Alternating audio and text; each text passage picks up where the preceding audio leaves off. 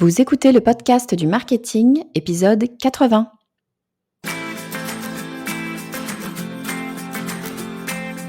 Bonjour et bienvenue. Je suis Estelle Ballot et je suis ravie de vous recevoir sur le podcast du marketing. À chaque épisode, je vous propose d'analyser les techniques marketing qui marchent, pas à pas et très concrètement, pour développer votre activité. J'ai commencé ma carrière dans un grand groupe qui avait beaucoup d'argent. On dépensait des fortunes en tests consommateurs. J'en ai fait des dizaines à prendre des notes derrière une vitre teintée, comme dans les films policiers.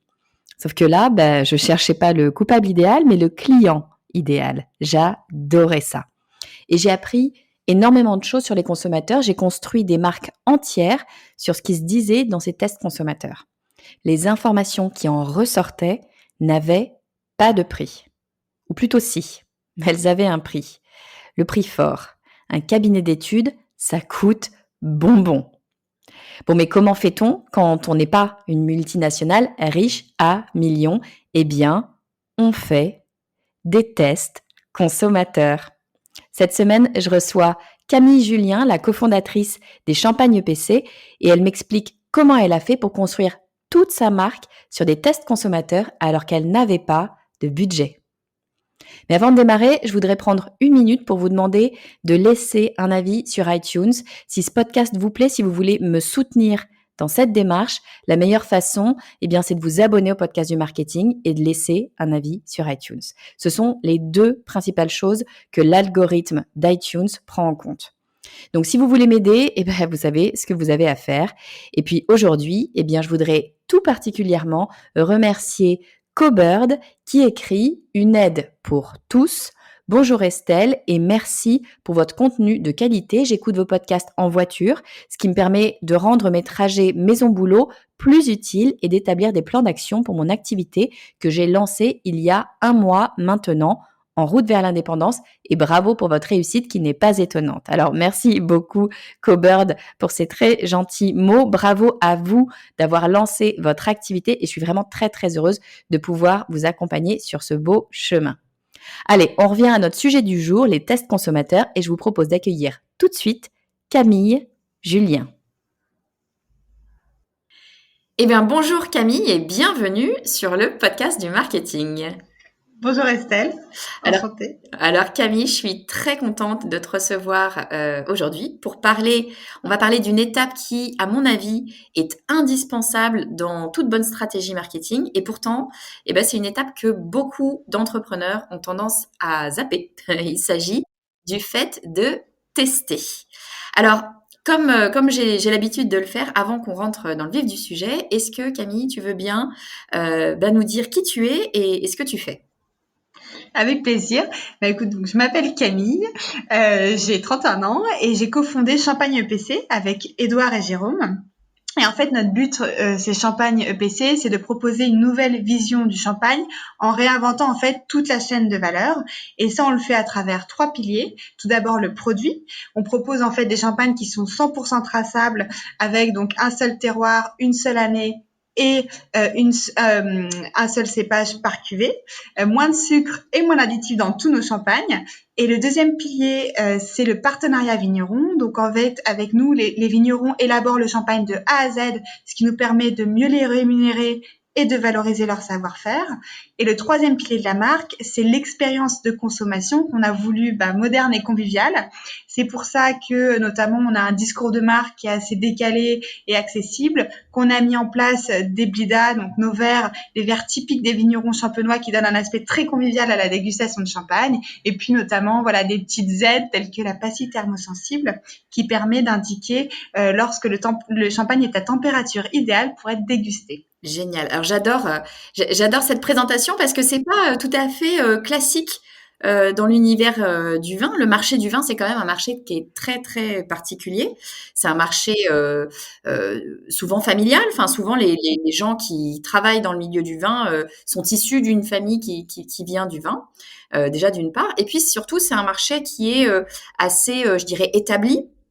Non pas qu'il n'y a pas d'innovation dans le vin, c'est pas ce que je veux dire, mais effectivement, quand même, voilà, souvent on utilise les mêmes façons de faire dans la production en elle-même du vin. Et puis dans le marketing, c'est quand même un marketing qui est posé, qui est établi. Et avec Champagne EPC, l'idée c'était de venir un petit peu bouger tout ça, bouger peut-être un petit peu les codes, changer les choses. Tu parlais notamment de cette pastille alors si j'ai bien compris, hein, c'est une pastille sur la bouteille qui te permet de te dire si ton vin est à bonne température pour le consommer, c'est ça, hein? C'est ça, en fait, elle est transparente et quand en fait le vin est entre 8 et 12 degrés, elle devient bleue. Super. Donc ça permet en fait aux gens qui ne sont pas nécessairement spécialistes du vin d'avoir une expérience de leur boisson la plus optimale possible, hein. J'imagine que l'idée derrière, c'est un peu ça.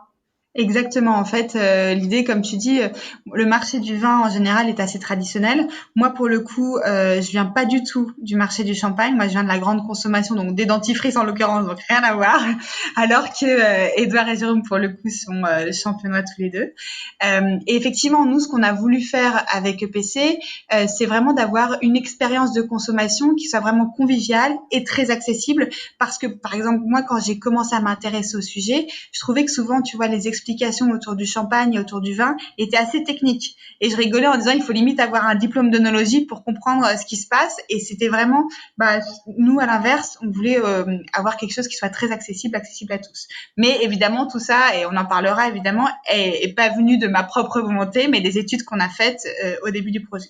Alors, il y a une phrase que tu m'as dite quand on a préparé cet entretien que je trouve vraiment très, très juste et qui va bien à cet épisode. Tu m'as dit, notre avis ne vaut rien, seuls ceux des consommateurs comptent. Et j'ai l'impression que Champagne EPC a complètement été construit autour de cette phrase-là et de cette notion du test, parce qu'en fait, ce qui compte finalement, c'est de comprendre ses consommateurs et comprendre les besoins des consommateurs, et notamment sur le vin, sur ce marché qui est tellement traditionnel, créer une nouvelle, enfin c'est quand même pas simple effectivement, de se dire nous on est trois petits jeunes en débarque et on va créer une nouvelle marque. Bien sûr arriver en disant on va créer une marque en plus sur le champagne. Enfin déjà le vin c'est un marché traditionnel, mais peut-être le champagne encore plus ou peut-être de façon encore plus pointue. En tout cas c'est l'image qu'on peut en avoir d'extérieur. C'est évidemment, j'imagine pas une affaire extrêmement simple. Vous avez tout basé, d'après ce que je comprends, vous avez tout basé sur cette compréhension du consommateur et cette compréhension, en tout cas, d'une frange de consommateurs qui est la cible que vous avez choisie pour EPC. Est-ce que tu peux nous dire un petit peu comment vous avez fait? Bien sûr. Donc en fait, moi, quand je suis arrivée sur le projet et qu'on a voulu créer la marque, donc avec Édouard et Jérôme, on s'est dit ok. Alors, on avait un peu dans l'idée de cibler les milléniaux, les 25-35 ans. Comme cœur de cible, mais on s'est dit il faut qu'on commence par des études. Donc on a commencé à faire des études quantitatives et des études qualitatives, sachant qu'on avait zéro budget. Ça c'est vraiment important aussi de le prendre en tête, le prendre en compte, parce qu'on se dit toujours oui ça coûte cher de faire des études.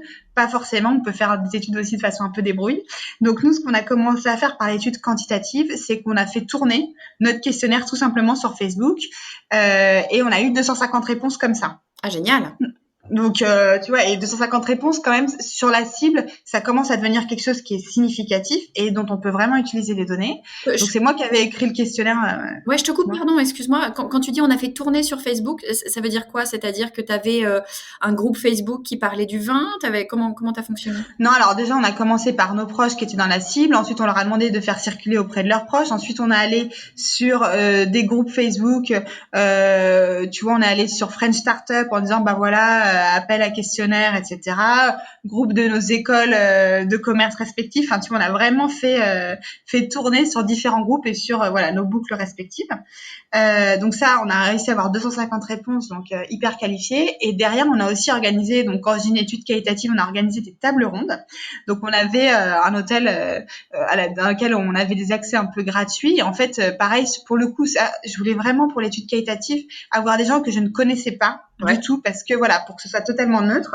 Et Alors, là, on allait pour le coup. pardon, Ouais. excuse-moi, je te coupe, mais juste au cas où les gens qui nous écoutent, peut-être parfois c'est pas tout à fait clair, étude quanti, étude quali. En 2 mots, l'étude quanti, ça va être typiquement un questionnaire qu'on va administrer à une personne et on va recevoir de l'information, de la donnée en fait, hein, Voilà. oui, non, éventuellement des mots, mais c'est quand même assez brut. Et l'étude quali, on va interviewer des personnes, donc on va faire parler les personnes et c'est plus, on va aller rechercher de l'émotion, du ressenti, tous ces éléments-là d'usage qui sont un peu plus contextualisés.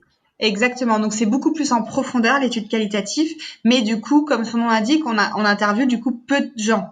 Donc, nous, en l'occurrence, on a interviewé une quinzaine de personnes. Alors que sur l'étude quantitative, il y a beaucoup plus de gens, mais c'est moins qualitatif. Donc, c'est très important, en fait, d'avoir les deux.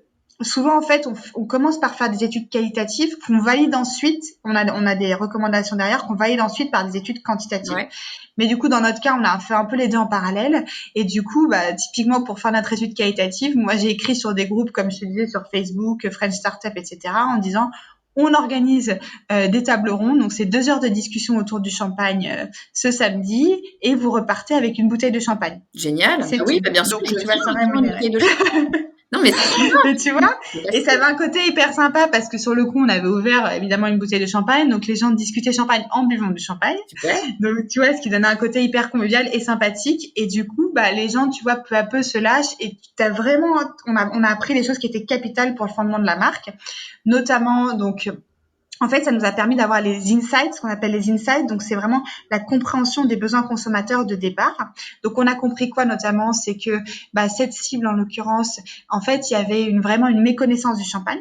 Donc, en fait, parfois, ils avaient les barrières à la consommation. C'était, j'ai du mal à comprendre pourquoi il faut que je paye aussi cher pour acheter du champagne parce que je sais pas toujours ce que je bois. Ouais. Donc d'où derrière nous notre volonté derrière d'être totalement transparent sur notre champagne. Il y avait aussi un autre insight très important qui était moi j'aime le champagne mais pour moi c'est que pour les grandes occasions.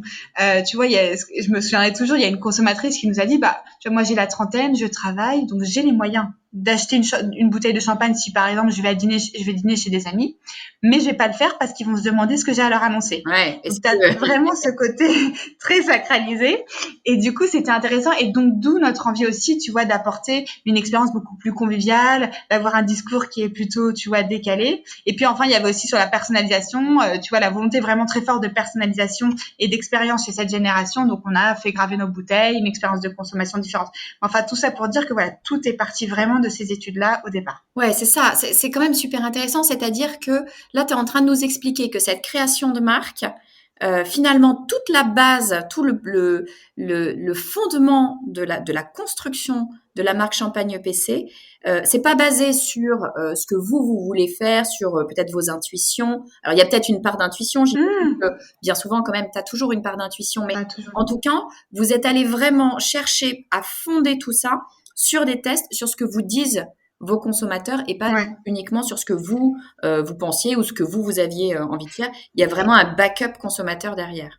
Ouais, et tu vois, c'est très important et c'est pas forcément facile parce que tu vois, moi, quand on a commencé justement ces études, c'était fin d'année 2018, donc novembre 2018, sachant qu'on s'était fixé comme deadline de lancer la marque en mai-juin 2019, donc très peu de temps après. Donc nous, tu vois, on avait l'impression de dire, ça y est, il nous faut un nom, il nous faut un design, etc. Et en fait, moi au début, je disais, non mais attendons, on veut d'abord avoir les études, les résultats des avis consommateurs parce que sinon on risque de créer un truc certes plus rapidement, mais qui correspondra pas totalement aux attentes. Donc c'est hyper important de prendre ce temps. Par exemple, tu vois, sur le design de la bouteille, nous, donc on voulait avoir cette approche, tu vois, jeune, accessible. Donc au départ, on était parti sur un design qui était hyper disruptif. Ouais. Mais en fait, ce qu'on faisait là dans ce cas-là, c'est que nous, on était à côté de la gare de Levallois. Et en fait, à chaque fois qu'on avait un retour de l'agence sur le design, on allait sur les quais de la gare, les gens qui attendaient le train, on leur montrait les 3 derniers designs. Vraiment, ils avaient 10 secondes pour nous répondre. Donc 3 derniers designs, on leur disait, qu'est-ce que vous préférez entre A, B, C? C'est une nouvelle marque de champagne, qu'est-ce que vous préférez? Et en fait, ça nous a permis d'affiner le design avec des gens comme ça qu'on allait interviewer sur les quais de la gare, quoi. J'adore cette histoire parce que je trouve d'une part que c'est très malin, c'est-à-dire que jeune marque, tu démarres, donc t'as pas forcément, t'as peut-être un peu de budget, tu dis que tu travailles avec une agence, tu as peut-être un peu de budget, mais tu n'as pas un budget à dilapider, en fait. Il faut à un moment donné savoir orienter son argent. Et tu dis, mais en même temps, nous, on avait pensé peut-être à aller vers quelque chose de très disruptif. Alors effectivement, moi aussi, d'instinct, je me dirais, bah attends, il faut faire un truc en couleur, là où ils sont tout le temps noir et blanc, ou je sais pas, histoire de ressortir en linéaire. Et puis finalement, quand tu le présentes à des consommateurs, finalement, tu te rends compte que c'est peut-être pas ça qu'il faut faire. Et heureusement que vous avez fait ça. Et moi, j'adore l'idée de le faire sur le quai du métro. T'as pas les moyens, t'as pas le temps de faire une vraie étude, mais c'est pas grave. Va dans la rue, montre à des gens. Alors, il faut faire attention quand on fait ça parce que la difficulté, c'est de bien cibler aussi les personnes. Mais il n'empêche que ça te donne vachement d'insight, comme tu dis, et ça te permet d'orienter les choses finalement à moindre frais et surtout en 2 temps 3 mouvements. C'est-à-dire que l'idée, c'est vraiment, je descends en rentrant chez moi le soir, presque en sortant du boulot, et j'en profite pour tester mes opérations, mes designs et autres pour pouvoir avancer sur la marque. Donc ça, je trouve que c'est ultra, ultra malin. Et en fait, surtout, je trouve que c'est un excellent conseil pour n'importe qui, parce que moi, très souvent, pour tout te dire, dans mes formations, tu vois, dans les personnes que j'accompagne en marketing, je leur dis, c'est le premier truc, enfin, c'est l'un des premiers trucs à faire, c'est d'aller tester, d'aller valider ses intuitions ou ce à quoi on pense. On a tous des intuitions en tant que marketeur, mais c'est d'aller valider auprès du consommateur, parce que je suis complètement d'accord avec toi, c'est pas à toi que tu le vends. C'est à quelqu'un d'autre. Donc, il faut bien aller vérifier tout ça. Et ça peut se faire en passant un coup de téléphone à des gens que tu trouves sur les réseaux sociaux, en envoyant un questionnaire, ou j'adore l'idée sur le quai du métro. Il n'y a pas besoin de budget. Et je trouve que c'est vraiment un super point, super important pour se forcer un petit peu à y aller. Ouais, et c'est vraiment ça. Et t'as pas besoin de budget. Ça, c'est vraiment, tu vois, moi avant j'étais dans une très très très grande entreprise, donc on avait beaucoup de budget là-dessus. Mais tu peux aussi le faire sans budget, sans dépenser 1 euro à part une bouteille de champagne offerte pour quelqu'un qui fait une étude qualitative pour toi, et c'est tout, quoi. Ouais, c'est ça. C'est-à-dire qu'il faut être capable de se dire, tant pis, elle sera peut-être pas parfaite. Quand on vient d'une grosse, moi, pareil, je suis comme toi, je viens d'une grosse entreprise, grosse multinationale qui faisait énormément d'études.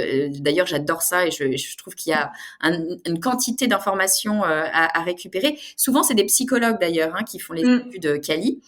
Donc, on n'est pas forcément psychologue, on n'est pas nécessairement totalement armé pour faire ces études-là, mais c'est pas grave en fait. Ton étude sera très probablement pas parfaite, tu auras très probablement pas autant d'informations que si tu étais passé par un cabinet dont c'est le métier, mais ça n'empêche que tu auras peut-être 80% des informations, et en soi, c'est déjà largement... C'est déjà énorme. Ouais.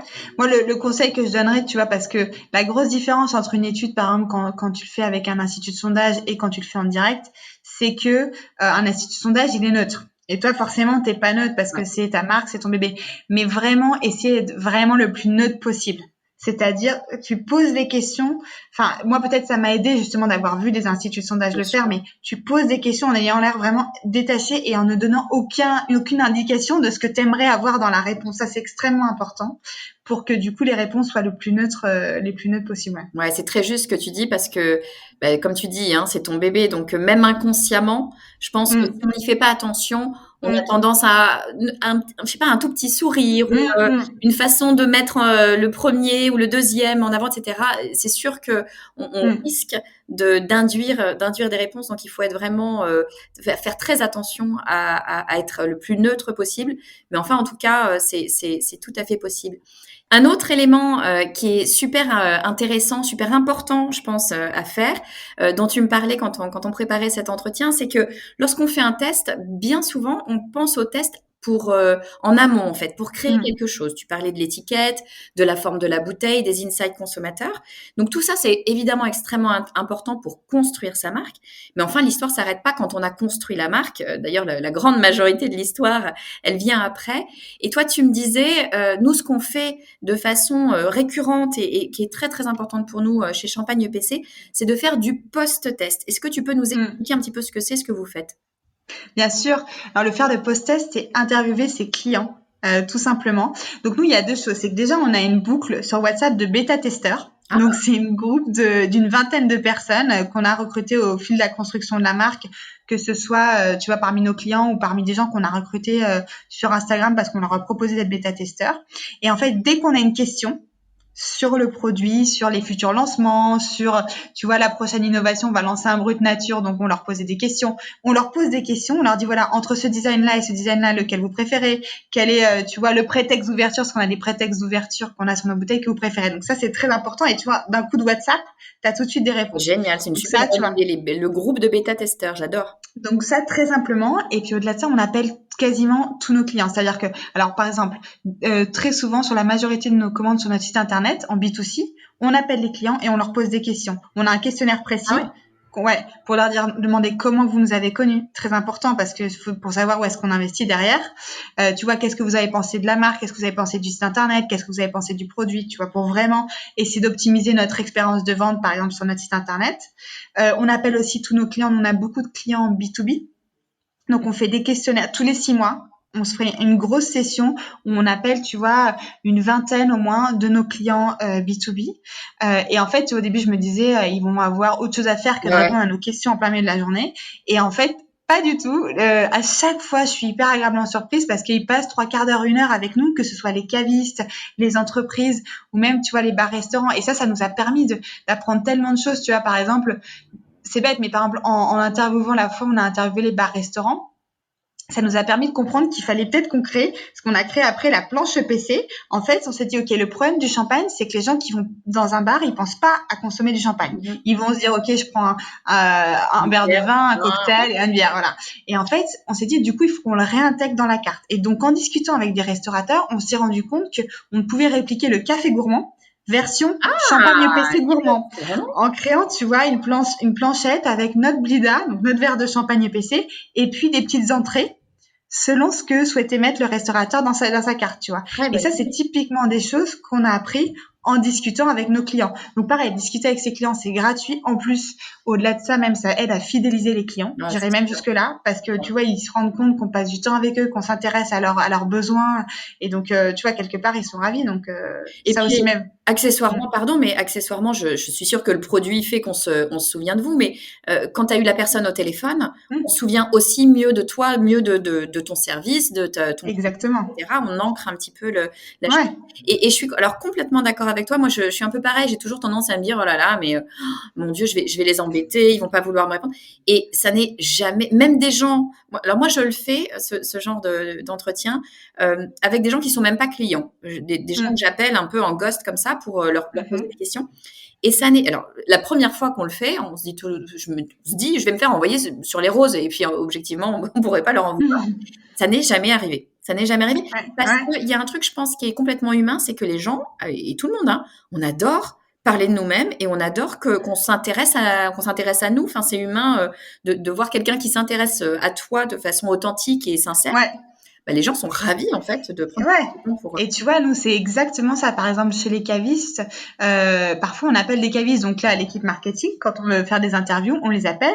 Et les gars nous disent non, mais je suis pas en train de référencer un nouveau champagne. On leur dit non, mais c'est pas ça. Tu vois, on vous appelle pas pour ça. On vous appelle pour vous poser des questions pour comprendre les besoins des cavistes sur le terrain.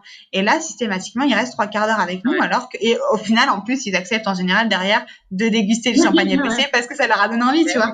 Donc, c'est hyper important. Même, tu vois, même les candidats, on a beaucoup de candidatures spontanées. À chaque fois, je leur demande comment ils nous ont connus. Mais parce que c'est hyper important aussi de savoir ça. Donc vraiment, enfin c'est comme tu disais chez Champagne EPC, on dit voilà, notre avis ne vaut rien, seul celui des consommateurs et clients compte. Et c'est vraiment vrai. Et ça coûte rien pour le coup d'appeler tous ces gens-là, quoi. Absolument. Et j'ai envie de dire, alors je sais pas quelle taille fait maintenant EPC, mais j'ai envie de dire que c'est vraiment quelque chose à mettre en place et à faire absolument au début. Typiquement, quand on n'a pas encore, alors bien sûr, on souhaite avoir énormément de clients, etc. Mais quand on n'a pas encore énormément de clients, quand on a une communauté qui reste encore assez restreinte, ben c'est justement le moment de faire tout ça, d'appeler les gens et de récupérer tous ces insights, toutes ces discussions, parce qu'on a encore l'occasion de le faire. On l'aura probablement moins une fois qu'on sera une énorme multinationale et voilà. Et clairement, les grosses boîtes, je pense, ne le font pas, ou en tout cas ne le font pas de la même façon parce qu'elles ne peuvent plus. Donc, c'est vraiment une super opportunité d'apprendre énormément de choses et je suis sûre que c'est des insights qui vous serviront même encore dans plusieurs années. Enfin, c'est sûr que ça a un intérêt vraiment fort. C'est certain, et je suis totalement d'accord avec toi sur le fait que c'est hyper important de le faire dès le départ, tu vois. Nous, comme au départ, on avait peu de commandes sur le site internet, on appelait tous nos clients, Eh oui. vraiment tous, tu vois. Aujourd'hui, on peut moins le faire, mais et ça aussi, tu vois, ce qui fait aussi la différence entre notre modèle et celui d'autres, par exemple, acteurs du secteur des vins, c'est vraiment qu'on n'a pas d'intermédiaire. C'est-à-dire qu'on vend en direct dans 99% des cas. Et ça nous permet aussi la vente en direct, tu vois, plutôt que de passer par des agents, par exemple. Ça permet d'avoir un contact direct avec tes clients et donc, du coup, d'avoir derrière, tu vois, une connaissance hyper pointue de tes clients, quoi. Ouais, ça n'a pas de prix. C'est sûr que, en plus, sur le marché de la boisson, tu m'expliquais que, en général, vous passez par des intermédiaires, donc vous perdez toute l'information consommateur. Donc, le fait d'être en direct, c'est vraiment, ça n'a pas de prix, limite. Enfin, c'est vraiment extrêmement, extrêmement intéressant pour vous. Il y a un autre concept dont tu me parlais que je trouve super intéressant, qui en fait est un peu un concept startup. Tu me disais, nous, ce qu'on fait, c'est que il faut pas avoir peur de tester des choses, faut lancer des choses, tester pour voir si ça fonctionne. Exactement. Tu vois, enfin, et tu me demandais est-ce que vous avez fait des erreurs et je te répondais oui et non. C'est-à-dire que dans un sens oui, on a fait des choses qui n'ont pas du tout porté leurs fruits, mais c'est pas des erreurs dans la mesure où on a toujours appris de ce qu'on a testé. Tu vois, typiquement, la première année, on s'est vachement cherché au niveau de nos investissements marketing. Donc, par exemple, au début, on s'est dit, est-ce qu'on va faire des posts sponsorisés sur Facebook? Et là, en fait, on s'est rendu compte que non, parce qu'en fait, on n'avait pas du tout, tu vois, les moyens d'émerger par rapport à nos concurrents. Donc, en fait, à chaque fois qu'on fait quelque chose, on a des KPI très précis en amont. Par exemple, on s'est dit, tu vois, est-ce que faire une campagne flyer, ça peut marcher? Donc, je te disais, on a fait une campagne flyer un jour à une heure de pointe à La Défense. On a distribué 3000 flyers et en fait dessus sur le recto on avait marqué en gros sexe pour attirer le regard et derrière on expliquait qui on était et en fait du coup les 3000 flyers ont été pris mais vraiment c'était comme si on distribuait je sais pas des petits pains quoi. Bravo les gens, hein, on met sexe tout seul, hein. Et du coup mais tu vois alors sur le coup on s'est dit ouais super et en fait on s'est dit après ça a été un échec parce que nous notre KPI le KPI qu'on s'était fixé c'était est-ce qu'il va y avoir des commandes sur notre site internet suite à ça et en fait du coup non donc ça a été un échec mais ceci dit on s'est rendu compte pas plus tard que la semaine dernière parce qu'on avait on a un de nos commerciaux qui est allé dans un caviste à La Défense qui a dit mais Champagne EPC je connais très bien parce qu'il y a un jour en décembre il y a des dizaines de personnes qui sont venues dans ma cave en me demandant si ça avait du champagne EPC. Donc tu vois ça on l'a appris que bien plus tard la semaine dernière donc alors que le test est daté d'il y a plus d'1 an et donc du coup comme quoi on s'aperçoit de choses même avec le temps mais effectivement à l'époque on s'était fixé un KPI cœur qui était est-ce que ça va permettre d'avoir plus de visites et plus de ventes sur notre site internet. Donc en fait tu vois et en fait de tester plein de façons des méthodes d'acquisition différentes du coup maintenant on sait tu vois ce qui marche et ce qui marche pas pour nous. Par exemple même tu vois sur les RP on sait aujourd'hui voilà que les RP par exemple ça marche pour nous et tu vois typiquement à chaque fois comme je te disais à chaque fois qu'on a une commande sur notre site internet on demande à la personne comment est-ce qu'il nous a connus et ça peut nous permettre de savoir quel RP marche mieux que d'autres. Est-ce que ça va plutôt être les podcasts, les magazines écrits, la presse écrite, etc., la télé, parce qu'on fait plein de choses. Et donc, pour vraiment affiner au fur et à mesure nos méthodes d'acquisition. Donc, pour moi, c'est crucial, hein, franchement, les études. Ouais, et puis ce que tu disais, c'est que ce qui est très très important, c'est quand tu fais un test, c'est pas juste faire le test. Parce qu'on a très vite tendance à se dire, ok, je vais tester un truc, et puis je fais le test, et puis je verrai bien. Non, c'est pas que faire le test, c'est à chaque fois que tu fais une action, que tu mets en place un test, il faut que tu aies bien un KPI, c'est-à-dire que tu aies un objectif, que tu aies bien borné pour pouvoir savoir si ton test, il est positif ou négatif. Parce que sinon, tu te retrouves très vite avec une masse d'informations sans vraiment savoir trop ce que tu vas pouvoir en faire. Donc, il faut savoir se mettre des objectifs. Parfois, c'est difficile de choisir l'objectif, mais bon, à un moment donné, c'est subjectif. Tu choisis un objectif et puis tu verras bien ce que tu en fais. Mais en tout cas, se poser un objectif, ne serait-ce que pour pouvoir se positionner par rapport à cet objectif-là, ça va te permettre d'analyser finalement. Totalement, tu vois. Et par exemple, en fait, à chaque fois se dire, voilà, à partir de quel stade on pense que déjà quel est notre KPI, qu'est-ce qu'on va traquer, est-ce que c'est, je sais pas, le nombre de ventes, etc. Et à partir de quel niveau on pense que le test est concluant et donc la méthode d'acquisition marche, et en dessous duquel on se dit bon, on arrête. Et ça, tu vois, et même je pense que tu vois, comme tu disais, en fait, il y a un peu de comment dire, d'intuition en disant c'est ce KPI là et pas un autre, mais au fil du temps, ça peut aussi évoluer. Typiquement, je dis n'importe quoi, l'histoire du flyer sexe qu'on avait distribué à La Défense et on s'est dit bon, ok, c'est pas porteur parce qu'on a eu 0 commande sur le site. Mais on s'est rendu compte 1 an et demi plus tard qu'en fait, il y avait plein de gens qui étaient allés chez le caviste. Bah, ça se trouve, tu vois, peut-être l'année prochaine, on va retester en disant, bon, bah, cette fois, le KPI, on teste à proximité des cavistes. On dit, cette fois, le KPI, c'est, est-ce qu'on a des retours cavistes, tu vois? Et en fait, il faut vraiment être hyper à l'écoute et comme tu dis, prendre le temps d'analyser aussi. Parce que ça, c'est quelque chose aussi qu'on sous-estime, c'est le temps parfois qu'il faut pour analyser les données qu'on va récolter. Et tu vois, moi, mon équipe, à chaque fois, je leur dis, voilà, je sais que vous avez beaucoup de choses au quotidien, il y a forcément t'es pris par tout le day-to-day et toutes les urgences du quotidien, mais tout le temps, elles ont un temps, les personnes de mon équipe ont un temps où elles se posent pour vraiment analyser ces différents KPI et en tirer des recommandations. Ouais, analyser, documenter, complètement d'accord avec toi. Écoute, merci beaucoup Camille. On a dit mais énormément de choses. Je suis en train de regarder mon timer, ça fait 30 minutes qu'on est ensemble. Et on a déjà dit mais énormément de choses. Je vais essayer en 2 secondes de résumer les gros points qui me semblent moi super importants. D'abord, un point qui est le point essentiel de cet entretien, c'est de se dire en fait il faut tester. C'est juste absolument essentiel et primordial de tester et qu'on peut tester même si finalement on n'a pas d'argent ou pas beaucoup de budget. Tu parlais, j'aime beaucoup cette anecdote du quai du RER. Ben voilà, tu rentres, ta nouvelle étiquette, ton nouveau design, rien ne t'empêche de le montrer sur le quai du RER ou le quai du métro pour savoir ce qu'en pensent les gens. Donc on peut tester même si on n'a pas d'argent. Il faut tester, il faut savoir en tirer les conséquences, il faut savoir se mettre des objectifs et analyser nos résultats pour pouvoir savoir ce qu'on veut en faire. Documenter les choses.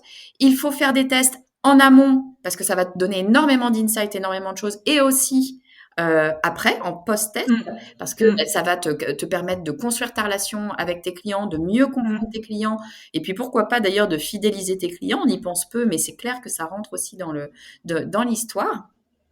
Et puis, il faut tester pour voir si ça fonctionne. En fait, il faut pas avoir peur d'échouer. Tu disais, c'est pas des échecs. En fait, c'est juste des tests. C'est juste des choses qui te permettent d'avancer dans un sens, dans un autre, et puis de faire des choix, on va dire éclairés. Je redonne ta phrase que je trouve géniale, qu'il faudrait écrire sur tous les livres des marketeurs. C'est notre avis ne vaut rien. Seuls ceux des clients et des consommateurs comptent.